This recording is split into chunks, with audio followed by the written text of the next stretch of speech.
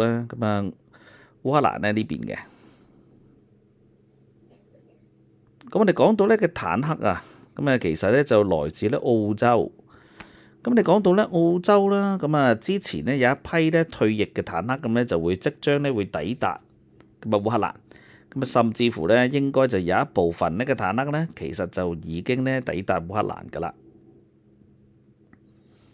咁我哋講到咧就呢啲嘅坦克啦，咁啊佢嘅抵達咧，咁啊因為澳洲咧佢係使用咧美國嘅坦克，即係我哋成日講 Abrams 啊 M1 呢嘅坦克。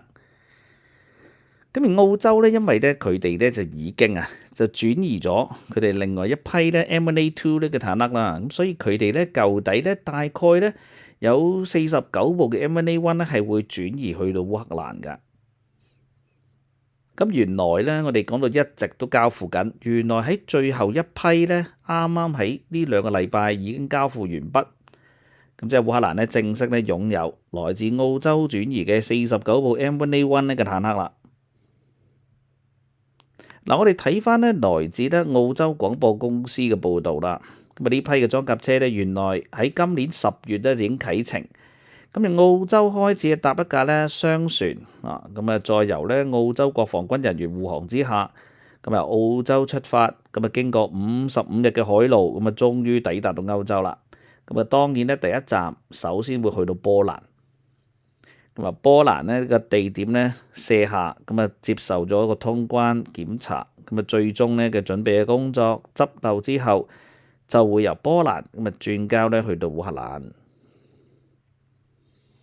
咁而第一批嘅坦克呢，原來喺7月嘅時間呢已經到咗烏克蘭噶啦。咁啊即係話呢，再加上即係呢一批啦嚇最新嘅嚇，即係呢12架嘅坦克，37加12啱啱好49架嘅坦克啦。咁啊，正式咧開赴去到烏克蘭咧嚟緊啦，咁啊正式入伍啦，咁然之後咧就將佢分發部隊，咁啊真係能夠咧即時啊進行咧呢個戰鬥力噶啦。咁啊當然啦，我哋相信啦，咁啊有大量嘅人員嘅訓練，咁啊美國坦克咧咁啊從不間斷，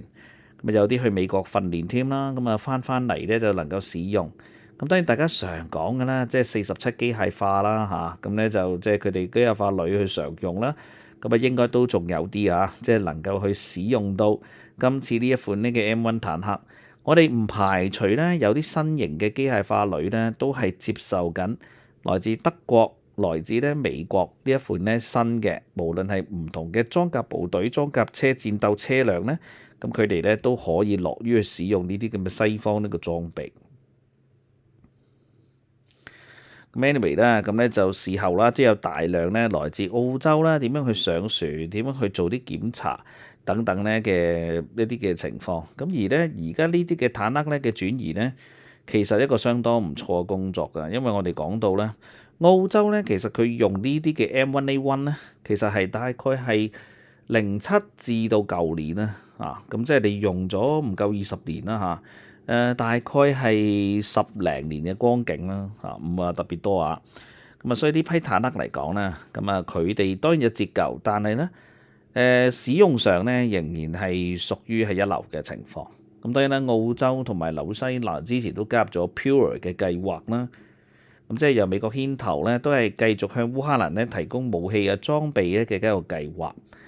咁啊，所以啲數上咧睇到咧，就對烏克蘭呢個支援咧。其實咧就遠遠咧仍然係繼續緊，就唔會話咧係落後咧個情況啦。咁啊，澳洲咧其實喺之前包括 Bushmaster 即係呢一款嘅叢林裝甲車裡面嘅提供咧，咁亦都俾到咧烏克蘭嘅方便啦。咁啊，Bushmasters 咧其實係相當唔錯嘅一款裝甲車，咁啊似乎咧去到烏克蘭咧都幾受歡迎。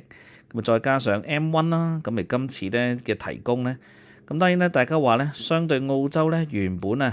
最大型嘅一個軍援呢，就唔係坦克。嗱，原本呢，咁啊，來自咧澳洲最大型即係嘅補給呢，其實反而呢，係我哋講 Super Hornet，即係咧我哋講到咧超級大黃蜂啊。咁啊，講到咧超級大黃蜂咧，不得不提咧，因為咧澳洲咧現時咧就已經全面換裝同埋升級咧佢哋嘅 F-35A 型。咁即係話呢，其實澳洲啊，佢哋而家已經係用緊啲第5代隱形戰機陸續去取代超級大黃蜂。唔好意思啊，嗰個係大黃蜂嚟嘅啫，就唔係超級大黃蜂嚟嘅。咁啊，所以咧佢哋咧嘅大黃蜂咧，其實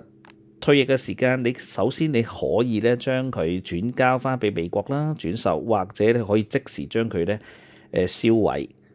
咁但係似乎啦，咁啊烏克蘭咧冇把握到呢一個機會。咁即係話咧，最終烏克蘭似乎咧就唔能夠從澳洲嘅手上就轉移咗呢一批嘅大黃蜂戰機，咁啊進入烏克蘭嘅領空咧，繼續防衛天空嘅作戰。咁但係冇辦法啦嚇。咁啊好多人講咧就話烏克蘭當時咧，無論係空軍司令或者咧好多佢哋嘅一啲國防嘅高官咧，都睇唔上澳洲呢個大黃蜂。嗱，我哋咧始終都唔係咧當局者，我哋好難知道咁啊澳洲嘅呢一批大黃蜂戰機保養嘅情況係點樣啦？咁係咪就係因為咧保養得唔好，咁所以最終咧就真係要即時下線啊？呢個我哋唔肯定。咁但係似乎咧，即係呢一批嘅大黃蜂咧，最終唔能夠嚟到，都多多少少咧係對烏克蘭嘅軍援上係有啲遺憾啊。咁但係咧，隨住呢一批咧，我哋講個坦克車嘅來臨啦，咁啊都叫少少彌補一下啦呢一方面咧嘅一啲遺憾啦。咁啊希望啊呢批咧嘅 M1A1 呢個坦克咧可以喺烏克蘭咧發光發熱啦，即係尤其是幫助47機械化旅或者其他嘅機械化旅咧，咁啊驅逐咧更加多嘅俄羅斯嘅部隊。咁啊另外咧更加多咧係講緊烏克蘭嘅巡航飛彈咧，就越嚟越多咧嘅曝光嘅。咁啊講到個曝光咧，咁啊似乎就講緊咧呢一款即係咧來自咧烏克蘭嘅飛彈，咁啊一款咧嘅巡航飛彈，一直咧都係攻擊緊俄羅斯，無論係我哋講緊佢啲嘅有嘅設施啊，或者一啲嘅無人機嘅彈藥庫啦。咁呢款我哋叫巴斯嘅巡航飛彈咧，其實由今年開始咧已經係廣為人知嘅一款殺手嚟㗎啦。咁你講到咧遠程嘅武器，其實有好多，例如 Peklo 或者 Ruta 啊，或者咧我哋講到呢一款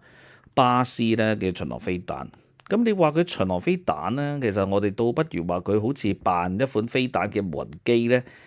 可能咧更好添嘅。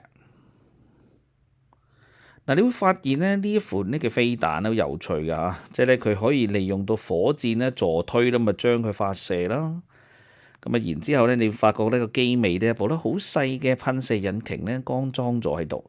咁咧就係個飛機咧嘅上方個飛機個尾部咧嘅上方。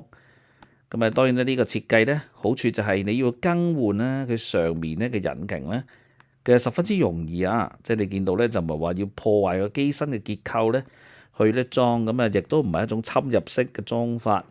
咁基本上喺機頭度咧攞出嚟就得成個 plug in 咧又可以咧裝上咗新嘅飛機引擎。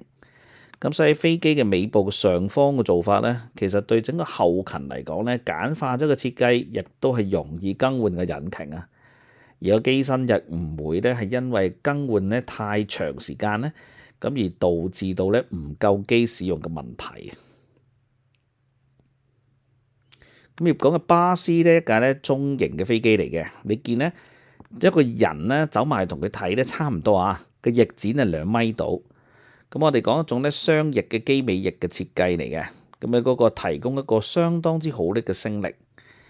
咁而本身嘅設計咧，咪用一個複合材料。複合材料咧會有好多個好處嘅。第一，複合材料你可以 print 出嚟嘅，有啲另外咧。佢本身嘅零件咧唔會太多咁亦都嗰個生產進度咧係好理想。咁啊，另外咧，因為唔係屬於金屬嘅材質，咁所以咧喺個雷達反射上面咧，咁啊唔會咁明顯。咁即係話咧出到嚟咧個隱蔽性會更高。咁啊，某程度上雷達波對佢就冇乜效果。咁所以咧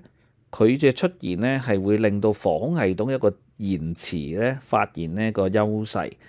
咁即係你去到好近嘅時間咧，可能對方咧先至能夠發現到，咁啊有機會咧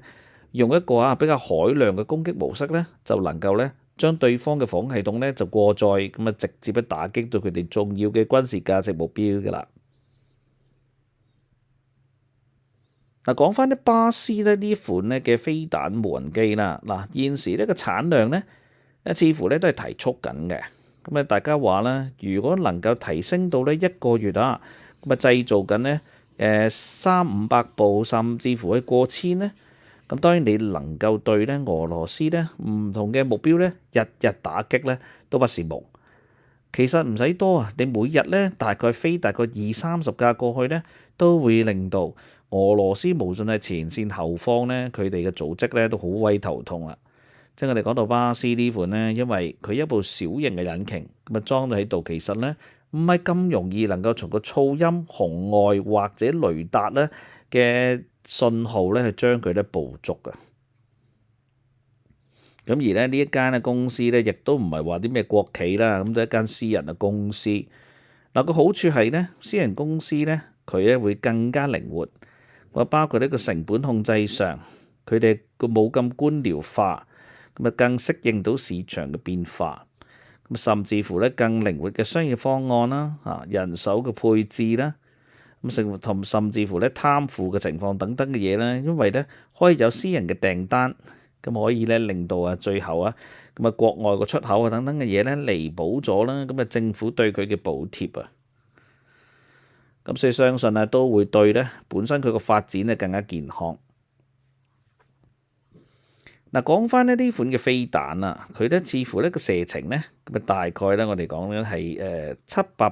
700-800公里左右呢個射程。咁啊呢個射程當然你話去打擊到莫斯科咧都勉強夠用嘅。咁當然你話佢啊真係似無人機定飛彈咧？嗱，佢本身呢個彈頭，即係我哋講到嘅戰鬥部咧，可能唔係話特別重，可能講緊30-50公斤左右嘅啫。即係你話佢可唔可以突破100公斤都好難講。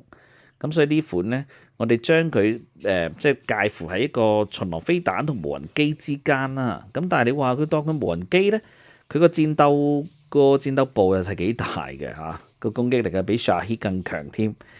咁所以咧就真係有啲尷尬嘅。咁啊，僅係講咧，佢介乎喺巡航飛彈同埋無人機之間啦，嗰個嘅定義啊。咁但係如果你話以無人機嚟計數咧，佢嗰個產能咧相當唔錯。以巡航飛彈嚟講，佢嘅產能嘅直頭係變態添嘅。咁所以咧呢款嘅巴斯巡航飛彈啦，或者無人機咧，咁我哋 slash 下佢啦。咁啊呢款嘅飛彈或者無人機咧，相信嚟緊都可能係慢慢越嚟越重要。咁我哋喺呢個戰爭上，我哋睇下呢個使用情況咧就。